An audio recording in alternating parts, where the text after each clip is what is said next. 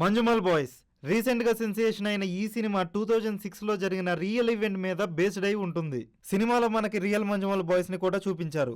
సినిమాలో చూసినట్లయితే వాళ్ళు ఒక గ్రూప్ తో లొల్లి పెట్టుకుంటారు, తగ్ ఆఫ్ వార్ పెట్టుకుంటారు. వాళ్ళే రియల్ మంజుమల్ బాయ్స్. వాళ్ళ పిక్చర్స్ డిస్క్రిప్షన్ లో పెట్టాను, షార్ట్ లో చూడండి. రియల్ మంజుమల్ బాయ్స్ ని సినిమాలో చూపించాలి అన్న థాట్ నాకు బాగా నచ్చింది.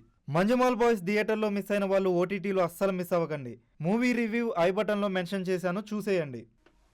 ఒక రియల్ ఇన్సిడెంట్ని అదే లెవెల్లో అదే ఇంపాక్ట్తోని కన్వే చేయడం చాలా కష్టమనే చెప్పాలి. కానీ డైరెక్టర్ చిదంబరం అది చేసి చూపించాడు. ఇది డీటెయిల్స్ వీడియోకి పార్ట్ 1, పార్ట్ 2 డిస్క్రిప్షన్లో మెన్షన్ చేశాను, అది కూడా చూసేయండి. డీటెయిల్స్లోకి వస్తే this film is technically sound but to make this more authentic and realistic. ఈ సినిమాలో ఒక క్యారెక్టర్ సిక్సన్ నార్మల్గా మాట్లాడకుండా గట్టిగా మాట్లాడుతూ ఉంటాడు. ఇలా మాట్లాడడం వల్ల బాయ్స్ అందరూ చిరాకు పడేవాళ్ళు. కానీ ఈ హ్యాబిటే సుభాష్ని సేవ్ చేయడానికి యూజ్ అవుతుంది. ఒక సీన్లో తను అరవడం వల్ల 180 ఫీట్ కింద పడ్డ సుభాష్ కూడా కాన్షియస్లోకి వచ్చి రెస్పాండ్ అవుతాడు. అప్పుడు అందరికీ సుభాష్ బ్రతికే ఉన్నాడు అని తెలుస్తుంది. అసలు సిక్సన్ ఎందుకు ఇలా గట్టిగా మాట్లాడతాడు అనే దానికి కూడా రీజన్ ఎస్టాబ్లిష్ చేశాడు డైరెక్టర్. సిక్సన్ ఒక మెటల్ మ్యానుఫ్యాక్చరింగ్ కంపెనీలో పనిచేసేవాడు. అక్కడ ఉండే సౌండ్స్ వల్ల ఎవరితో అయినా సరే గట్టిగా మాట్లాడాల్సి వస్తుంది. కుట్టానిచ్చిన డిస్క్రిప్షన్ తోని డైరెక్టర్ సెట్ డిజైన్ చేసుకున్నారంట. అవును, ఈ షూట్ యాక్చువల్ గా కేవ్స్ లో జరగలేదంట. గునా కేవ్స్ లాంటి ఒక సెట్ డిజైన్ చేసి ఆ సెట్ లో షూట్ చేశారంట.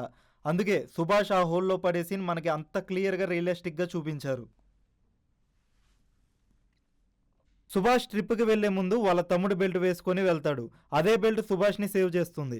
కుట్టన్ సుభాష్ని సేవ్ చేయడానికి కిందకి వెళ్ళినప్పుడు సుభాష్ వేసుకున్న బెల్ట్ ఉండడం వల్ల దాన్ని పట్టుకొని సుభాష్ని పైకి తీసుకొస్తాడు. దీనివల్ల సుభాష్ ఆ స్టోన్కి ఇరుక్కొని కింద పడకుండా ఆగిపోయాడు. ఈ స్టోరీని అందరూ ఒక సర్వైవల్ థ్రిల్లర్ గానే చూస్తున్నారు. కానీ డైరెక్టర్ చిదంబరం ఈ సినిమాలో సుభాష్ని ఎథియిస్ట్ లాగా చూపించారు. అంటే నాస్తికుడు, someone who doesn't believe in God, అంటే దేవుడి మీద నమ్మకం లేని వ్యక్తి. ఇలా సుభాష్కి దేవుడు అంటే నమ్మకం లేదు అని చూపించడానికి కొన్ని డైలాగ్స్ కూడా ఎస్టాబ్లిష్ చేశారు. లైక్ ఎండ్లో అందరూ దేవుడిలాగా చూస్తారు సుభాష్ని. దీనికి సినిమాలో ఒక మంచి రిఫరెన్స్ కూడా ఉంటది. ఇక్కడ సినిమాలో సుభాష్ మీద 2 సార్లు లైట్ పడుతుంది. ఒకసారేమో కుట్టన్ కిందకి వెళ్ళినప్పుడు, ఇంకోసారేమో సేవ్ అయినాక స్కానింగ్ తీసేటప్పుడు. దీంతో డైరెక్టర్ మనకి దేవుడు వేరే వేరే తీరుల్లో తను ఉన్నాను అని మనకి అర్థమయ్యేలాగా చేస్తాడు అని. ఈ ఇన్సిడెంట్ తర్వాత సుభాష్ దేవుడిని నమ్మడం స్టార్ట్ చేస్తాడంట. సుభాష్ ఆ హోల్లో పడంగానే తనకి తన ఫ్రెండ్స్ కానీ ట్రిప్ కానీ ఏది గుర్తు రాలేదంట. తన చైల్డ్హుడ్ మెమరీస్ గుర్తొచ్చాయంట. ఇందుకే డైరెక్టర్ సినిమాలో తన చైల్డ్హుడ్ సీన్స్ ని యాడ్ చేశారంట.